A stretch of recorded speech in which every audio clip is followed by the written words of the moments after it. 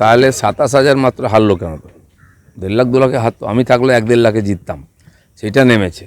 আমি ৮৯,০০০-এ জিতেছিলাম, তার সঙ্গে ২৭,০০০ যুক্ত করুন, কতটা মাইনাস হয়েছে বোঝা গেছে। তো সেখানে যারা বলছেন, এখন তো পিঠ মাচাবার জন্য কাউকে কিছু বলতেই হবে। বাস্তবটা তো তথ্য, সেটা তো সবাই বলবে, পাবলিক জানে, ওখানকার লোক জানে। আপনি বিভিন্ন জেলায় যেতেই পারেন, যেমন আপনি কালকে বলেছিলেন কোচবিহার থেকে কাকদ্বীপ যেতে আপনার কোনো বাধা নেই, কিন্তু আপনাকে পারমিশন নিয়ে যেতে হবে, নেতৃত্বের পারমিশন নিতে হবে। সুকান্ত মজুমদার কোট আন কোট বললাম। ঠিকই আছে, যেখানে আক্রমণ হচ্ছে কার পারমিশনে হচ্ছে? কর্মীরা যখন ফোন করে, যখন কান্নাকাটি করে, বাড়ি ছাড়া হয়, তার কাছে কি ফর্মালিটি থাকবে, পার্টি থাকবে, নাকি মানবতা থাকবে? বহু কর্মী আজকে বিভিন্ন জেলায় জেলা অফিসে এসে থাকছেন, ওনারা এখানে এসছেন সুন্দরবনের থেকে, আমাদের কর্মীরা আমার সঙ্গে দেখা করলেন এসে, তারা ভোটের পরে চলে এসছেন। তো পারমিশন নেওয়ার জন্য, প্রোগ্রাম করার জন্য পারমিশন নিতে হয়, কারোর সঙ্গে দেখা করার জন্য কোনো পারমিশন নেওয়ার দরকার হয় না। কিন্তু রাজ্য সভাপতি এখন যিনি আছেন, তিনি মনে করছেন যে আপনি প্রাক্তন রাজ্য সভাপতি, তাকে ছাপিয়ে কর্মীদের বেশি কাছে পৌঁছতে চাইছেন। আমি চিরদিন কর্মীদের সঙ্গেই ছিলাম, এখনও আছি।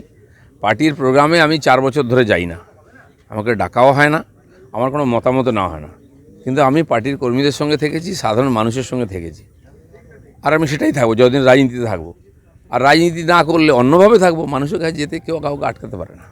ডাকাবুকো দিলীপ ঘোষ, তাকে 4 বছর তিনি নিজেই বলছেন তাকে কোনো ডাকা হয় না, এই না ডাকাটাই কি দলের সর্বনাশ করে দিল? সেটা তো এইসব পর্যালোচনা হওয়া উচিত, কর্মীরাই বলবেন কেন কি সমস্যা হয়েছে। তারপরেও আমি বিশেষ করে আমার লোকসভায় সময় দিয়েছি, মাঝখানে কিছুদিন রাষ্ট্রীয় রাজনীতিতে ছিলাম বলে অন্য রাজ্যে সময় দিয়েছি। গত ১ বছর ১.৫ বছর ধরে পুরোপুরি মেদিনীপুরে আমি সময় দিয়েছিলাম, টাকা পয়সা খরচা করে সময় দিয়ে থেকে। তো সেখানে আমাকে লড়তে দেওয়া হয়নি, তো তার ফলে দেখা গেছে রেজাল্ট দুই দিকে কী হয়েছে। হ্যাঁ, এবারে বিজেপির যে মুরলীধর সেনলেনের অফিস বা সল্টলেকের যে সাইলেন্স, বিজেপির যে মুরলীধর সেনলেনের অফিস বা আপনাদের যে সল্টলেকের কেন্দ্রীয় অফিস, সেখানে তো আনাচে কানাচে পোস্টার করেছে রাজ্য সভাপতি বদল করতে হবে, তার নতুন সভাপতির কি নাম? দেখুন, সব পার্টিতেই সবসময় এটা হয়, রেজাল্ট খারাপ হলে কর্মীদের মনের মধ্যে ক্ষোভ বিক্ষোভ জাগে, তারা নিজের মতামত ব্যক্ত করেন বিভিন্নভাবে। রাজনীতির নতুন কিছু না, পোস্টার সারা বছরই পড়ে, সেটা অন্য জিনিস। কিন্তু পার্টির কথা ভাবতে হবে, যারা বলছেন তারা পার্টির স্বার্থে কথাবার্তা বলছেন, সেটা সবার সঙ্গে কথা বলা উচিত, মতামত নেওয়া উচিত, পর্যালোচনা হওয়া উচিত এই সময়টা। নাহলে কমাস পরে সবাই ভুলে যাবে, আবার চাপা পড়ে যাবে, আবার সেই একই রেজাল্ট হবে। হ্যাঁ, কিন্তু ছাত্র যখন খারাপ রেজাল্ট করে, তখন মা বাবা বেস্ট সেরা মাস্টারমশাই খোঁজেন, তো খুঁজবে না সেটা বিজেপি কেন্দ্রীয় নেতৃত্ব? যারা অভিভাবক আছেন তাদের দায়িত্ব এটা। আপনি কি দিল্লি যাচ্ছেন? না, আমি যাব পরে। ওখানে দিল্লিতে যে কোয়ার্টার আছে, ওটা তো সরকারকে বুঝিয়ে দিতে হবে, হিসাবপত্র, আমারও কিছু জিনিসপত্র আছে নিয়ে আসতে হবে, সেই জন্য যাবো, এমন কিছু তাড়া নেই আমার।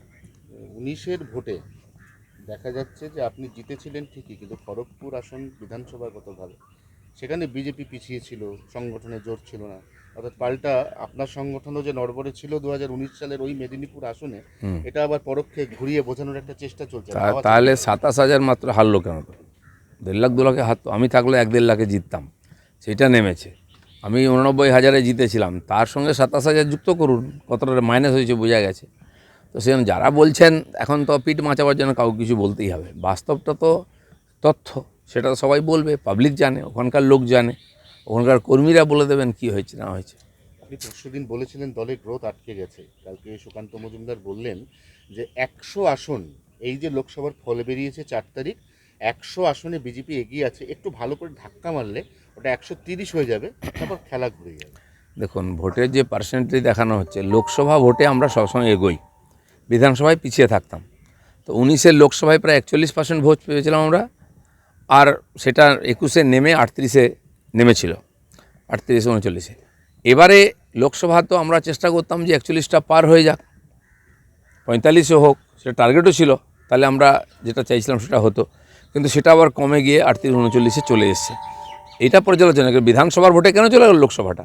নরেন্দ্র মোদীর নামে ভোট হয়েছে, সংগঠন বেড়েছে, এত নেতা এসে গেছেন। 21-এও এত লোক ছিল না, 19-এও তো কেউ ছিলই না, দিলীপ ঘোষ ঘুরে ঘুরে প্রচার করেছিল, আর কেন্দ্রীয় নেতারা ছিলেন।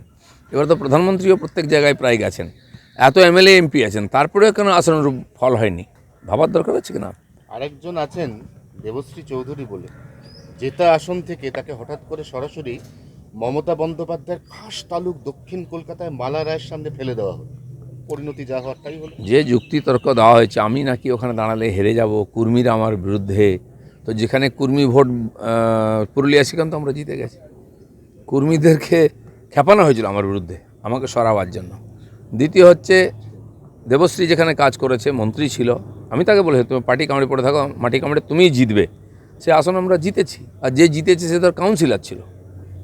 একটা তাকে কে চিনতো ওখানে, সে তো একটা ওখানে গ্রামীণ পুরসভার নেতা, সে জিতে গেল, দেবশ্রী জিততো না। এর পিছনে কি আছে, কেন করা হচ্ছে, এটা তো ভাবতে হবে। সেটাকে ওই কাটি বলছে। কিছু তো আছেই, নাহলে যারা পুরনো পার্টির প্রতিষ্ঠিত নেতা তাদেরকে হারাবার জন্য পাঠানো হয়েছিল নাকি কি জন্য? লোকে জেতা সিট হারা সিট জেতার জন্য প্ল্যানিং করে, এ তো জেতা সিট হারাবার জন্য প্ল্যানিং হয়েছে মনে হচ্ছে। যেখানে আক্রমণ হচ্ছে কার পারমিশনে হচ্ছে? কর্মীরা যখন ফোন করে, যখন কান্নাকাটি করে, বাড়ি ছাড়া হয়, তার কাছে কি ফর্মালিটি থাকবে, পার্টি থাকবে, নাকি মানবতা থাকবে? বহু কর্মী আজকে বিভিন্ন জেলায় জেলা অফিসে এসে থাকছেন, ওনারা এখানে এসছেন সুন্দরবনের থেকে, আমাদের কর্মীরা আমার সঙ্গে দেখা করলেন এসে, তারা ভোটের পরে চলে এসছেন। তো পারমিশন নেওয়ার জন্য, প্রোগ্রাম করার জন্য পারমিশন নিতে হয়, কারোর সঙ্গে দেখা করার জন্য কোনো পারমিশন নেওয়ার দরকার হয় না।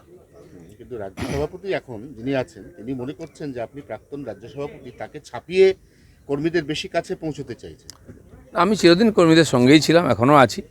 পার্টির প্রোগ্রামে আমি 4 বছর ধরে যাই না, আমাকে ডাকাও হয় না, আমার কোনো মতামত নেওয়া হয় না, কিন্তু আমি পার্টির কর্মীদের সঙ্গে থেকেছি, সাধারণ মানুষের সঙ্গে থেকেছি, আর আমি সেটাই থাকবো যতদিন রাজনীতিতে থাকবো। আর রাজনীতি না করলে অন্যভাবে থাকবো, মানুষের কাছে যেতে কেউ কাউকে আটকাতে পারে না। ডাকাবুকো দিলীপ ঘোষ, তাকে 4 বছর তিনি নিজেই বলছেন তাকে কোনো ডাকা হয় না, এই না ডাকাটাই কি দলের সর্বনাশ করে দিল? সেটা তো এইসব পর্যালোচনা হওয়া উচিত, কর্মীরাই বলবেন কেন কি সমস্যা হয়েছে। তারপরেও আমি বিশেষ করে আমার লোকসভায় সময় দিয়েছি, মাঝখানে কিছুদিন রাষ্ট্রীয় রাজনীতিতে ছিলাম বলে অন্য রাজ্যে সময় দিয়েছি। গত 1 বছর 1.25 বছর ধরে পুরোপুরি মেদিনীপুরে আমি সময় দিয়েছিলাম, টাকা পয়সা খরচা করে সময় দিয়ে থেকে। তো সেখানে আমাকে লড়তে দেওয়া হয়নি, তো তার ফলে দেখা গেছে রেজাল্ট দুই দিকে কী হয়েছে।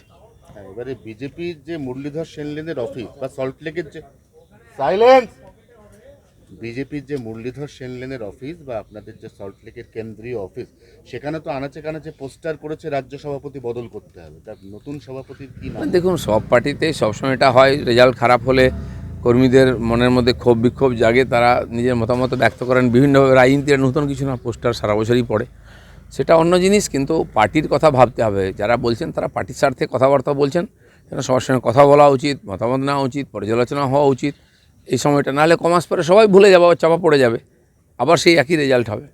না, আমি যাব পরে, ওখানে দিল্লিতে যে কোয়ার্টার আছে ওটা তো সরকারকে বুঝিয়ে দিতে হবে, হিসাবপত্র, আমারও কিছু জিনিসপত্র আছে নিয়ে আসতে হবে, সেই জন্য যাবো, এমন কিছু তাড়া নেই আমার।